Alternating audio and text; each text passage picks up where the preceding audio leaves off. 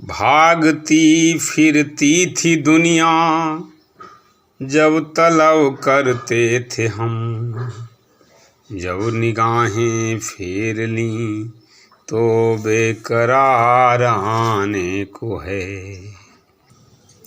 संसार की कोई भी चीज हमारे काम की नहीं है यदि ये बात सिद्ध हो जाए, ये भाव पक्का हो जाए और फिर हम इस बात को स्वेच्छा से अपने जीवन में धारण कर लें तो फिर हमारा आधा काम हो जाएगा। परंतु ये कहना तो आसान है, पर इसे समझना और अपने जीवन में लागू करना उतना ही कठिन है। इसका सबसे बड़ा कारण हमारे मन की और हमारी अपनी जो संसार की प्रति आसक्ति है वो हजारों जन्मों की है। संसार की चीज़ों को अपने काम का मानना और हमेशा उसमें अपना ध्यान लगाए रहना। अब ध्यान ये देना है, गीता में 6 अध्याय के 34वें श्लोक में लिखा है, चंचलम ही मनः कृष्ण प्रमाधि बल दृढ़म् तस्याहम निग्रहम मन्ये वायोरिव सुदुष्करम्। हे कृष्ण, चूंकि मन चंचल, अस्थिर, उच्छृंखल, हठीला तथा अत्यंत बलवान है, अतः मुझे इसे बस में करना वायु को बस में करने से भी अधिक कठिन लगता है। अतः मुझे इसे बस में करना वायु को बस में करने से भी अधिक कठिन लगता है। मन इतना बलवान तथा दुराग्रही है कि कभी कभी ये बुद्धि का उल्लंघन कर देता है। यद्यपि उसे तो हाँ कहे ये बात कह रहा था, मन इतना बलवान तथा दुराग्रही है कि कभी कभी ये बुद्धि का उल्लंघन कर देता है। यद्यपि उसे बुद्धि के अधीन माना जाता है। इस व्यवहार जगत में जहाँ मनुष्य को अनेक विरोधी तत्वों से संघर्ष करना होता है, उसके लिए मन को वश में कर पाना अत्यंत कठिन हो जाता है।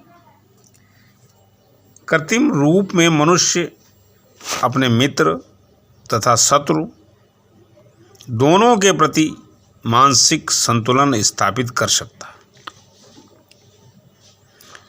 किंतु अंतिम रूप में कोई भी संसारी पुरुष ऐसा नहीं कर पाता, क्योंकि ऐसा कर पाना वेगवान वायु को वश में करने से भी कठिन है। वैदिक साहित्य कठोपनिषद में 1.3.3.4 में कहा गया है, आत्मानं रथिनं विद्धि शरीरं रथमेव च बुद्धिं तु सारथिं विधि मना प्रग्रहमेव च। इंद्रियाणि हयानाहु विषयास्तेषु गोचरान् आत्मेन्द्रियान् मोहयुक्तं भोक्ते त्याहुं नीष्णः। प्रत्येक व्यक्ति इस भौतिक शरीर रूपी रथ पर आरूढ़ है और बुद्धि इसका सारथी है। मन लगाम है तथा इंद्रियां घोड़े हैं। इस प्रकार मन तथा इंद्रियों की संगति से ये आत्मा सुख या दुख का भोगता है, ऐसा बड़े बड़े चिंतकों का कहना है। यद्यपि बुद्धि को मन का नियंत्रण करना चाहिए, किंतु मन इतना प्रबल तथा हठी है कि इसे अपनी बुद्धि से भी जीत पाना कठिन हो जाता है। जिस प्रकार की अच्छी से अच्छी दवा द्वारा कभी कभी रोग वश में नहीं हो पाता, ऐसे प्रबल मन को योगाभ्यास द्वारा वश में किया जा सकता है। किंतु ऐसा अभ्यास कर पाना सामान्य व्यक्ति, संसारी व्यक्ति के लिए कभी भी व्यवहारिक नहीं होता। तो फिर आधुनिक मनुष्य के संबंध में क्या कहा जाए? यहाँ पर प्रयुक्त उपमा अत्यंत उपयुक्त है। झंझावात को रोक पाना कठिन होता है और उच्छृंखल मन को रोक पाना तो और भी कठिन है।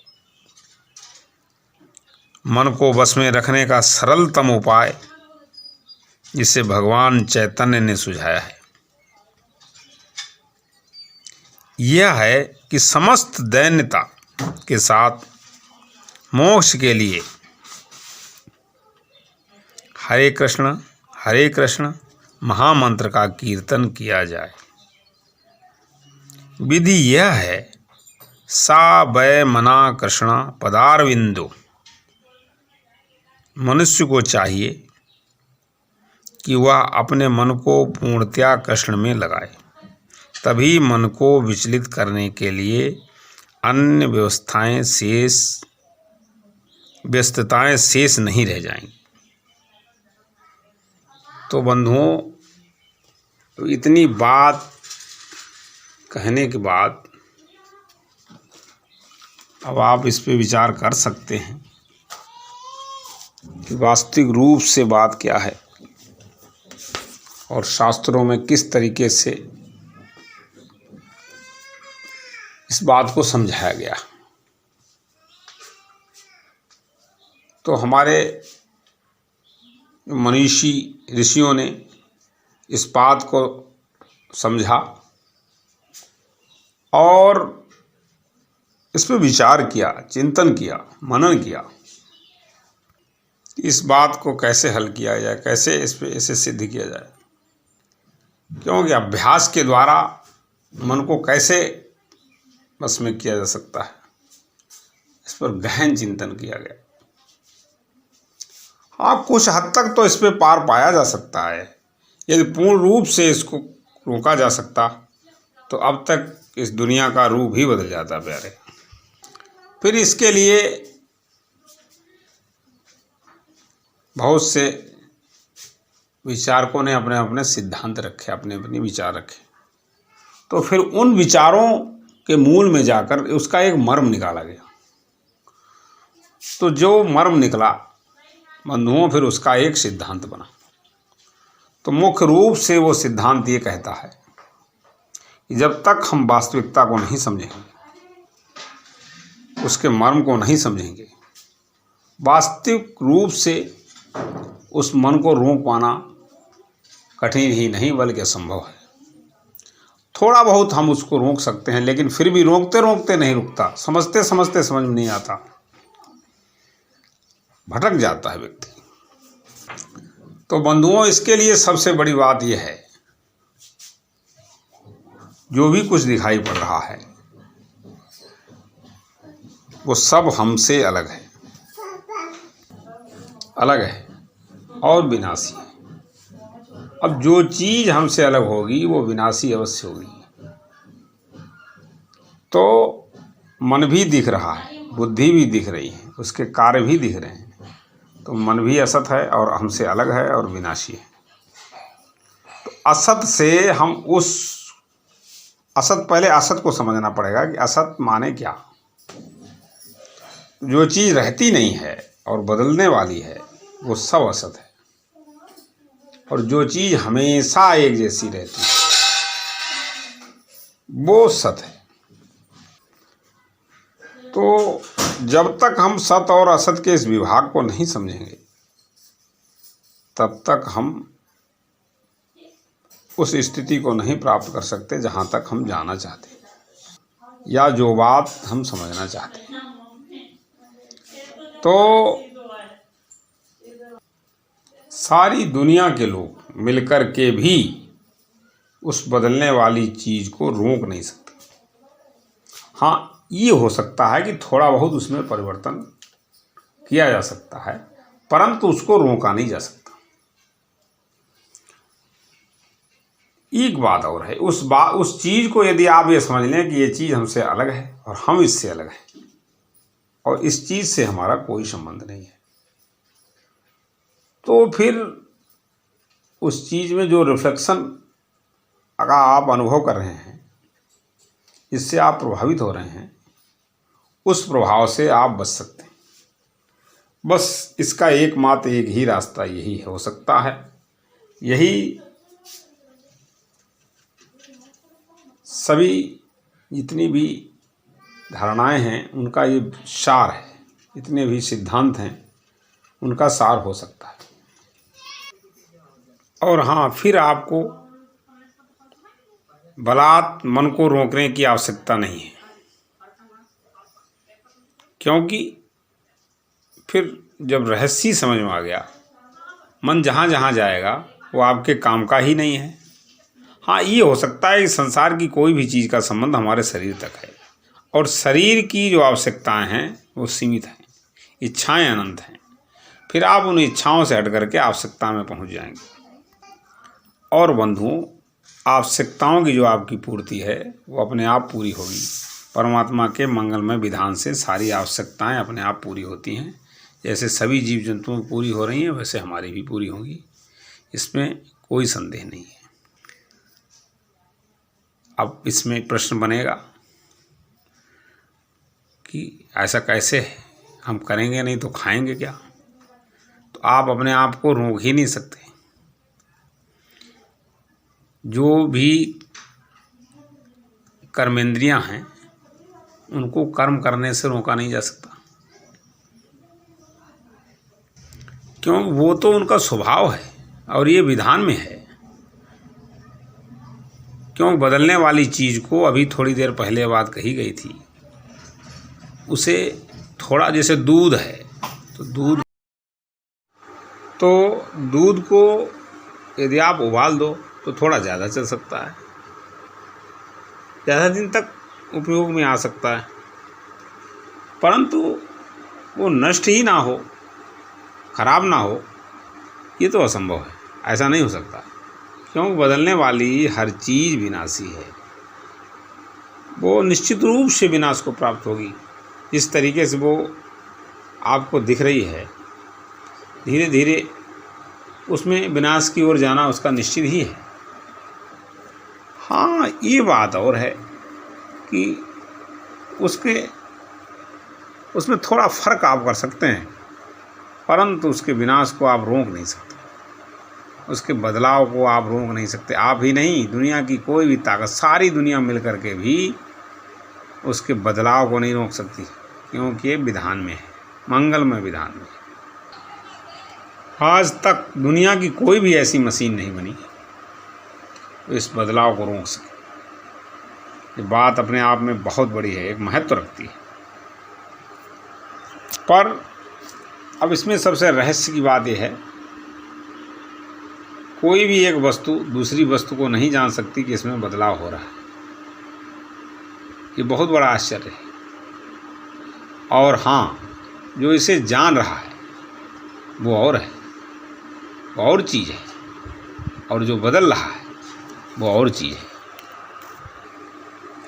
और जैसे ही हम इस बदलने वाली चीज़ से संबंध जोड़ लेते हैं, जानने वाला बदलने वाले से जैसे ही संबंध जोड़ता है, बस वहीं पर समस्या खड़ी हो जाती है।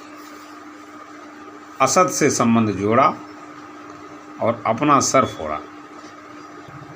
एक चीज़ ऐसी है जो हमेशा एक जैसी रहती, ना कम ना ज़्यादा। बहुत बार ये बात कही गई है बंधुओं, वो अपने आप में पूर्ण है, परिपूर्ण है। अब हम उसको तो नहीं एकदम से जान सकते, तो कम से कम जो बदल रही है वो चीज़, एक दूसरा पहलू ये भी है, तो उस चीज़ को तो हम समझ सकते हैं। कम से कम इतना तो समझ लें कि ये चीज़ बदलने वाली है। तो बदलने वाली चीज़ ना बदलने वाले के कभी काम की हो ही नहीं सकती। ये बहुत बड़ा एक पॉइंट है, इसे अनुभव में लाना है, नोट करना ही है बात। आज हमारी संपूर्ण जो मानव जाति है वो सब इस बात में फंस गई। सारे लोग असत को अपने काम का मानते हैं, मैं सारे लोगों की बात नहीं कर रहा, लेकिन 100 में 99% लोग असत को अपने काम का मानते हैं। बस असत को अपने काम मानने से वो बदलेगा ज़रूर, और उससे आपको कभी तुष्टि नहीं मिल सकती, चाहे आप कुछ भी कर लें। संतुष्टा सततम योगी यतात्मा दृढ़ निश्चया मयर्पित मनोर्बुद्धियो मम भक्ता सामे प्रिया। परमात्मा कहते हैं, जो इस रहस्य को समझ लेता है, जो इस ज्ञान को समझ लेता है, वही व्यक्ति मुझे प्रिय है, और संतुष्ट भी वही रह सकता है जो इस बात को पूर्ण रूप से समझ लेता है। अब तो बस एक ही ध्यान जाता है, अब प्रभु कृपा करो यही भांति, सब तज भजन करऊं दिन राती। अब प्रभु कृपा करो यही भांति, सब तज भजन करें दिन राती। तो अब तजने का तात्पर्य यहाँ ये नहीं है बंधुओं कि हम सब कुछ छोड़ करके बस इसमें लग जाएं। ये अपनी भूल को त्यागना है, अपने भ्रम को मिटाना है। असत से हमें सुख मिलेगा, बदलने वाली चीज़ से हमें सुख मिलेगा। ये भूल को तजना है, त्यागना है आज से इस भूल, तभी हमें चैन मिल सकती है। बस ये ज़रूरी बात है। जैसे अब इस पे विचार करो, मछली को जो एक बहुत बृहद जलाशय है उससे यदि आप निकाल लो और बहुत फूलों की सेज बिछाकर उस पर रखो, क्या मछली को कभी चैन मिल सकती है? क्यों? क्योंकि उसका तो जीवन जल में ही सुरक्षित है, उसे जल में ही चैन मिलती है। तो हम लोग इस बात को समझते तो हैं, परंतु गहराई में उतरना नहीं चाहते। सभी लोग थोड़ी थोड़ी इस बात को समझते हैं, थोड़ी नहीं ज़्यादा समझते। अब ज़्यादा समझते हैं फिर दुखी क्यों होते हैं? अब दुख तो आना ही है, ऐसा कहते हैं, दुख तो सबको ऐसा। तो अब ये भी एक बहुत बड़ा रहस्य है। दुख और सुख बंधुओं सिर्फ हमारी सोच तक है, और उसका संबंध हमारे अंतःकरण तक है, इससे ऊपर नहीं हो सकता। हाँ, हम विचार नहीं करते, क्योंकि यहाँ पे जब सब दिखने वाली चीज़ बदलने वाली है, तो ना दुख रहने वाला है और ना सुख रहने वाला है, सब कुछ बदल जाता है।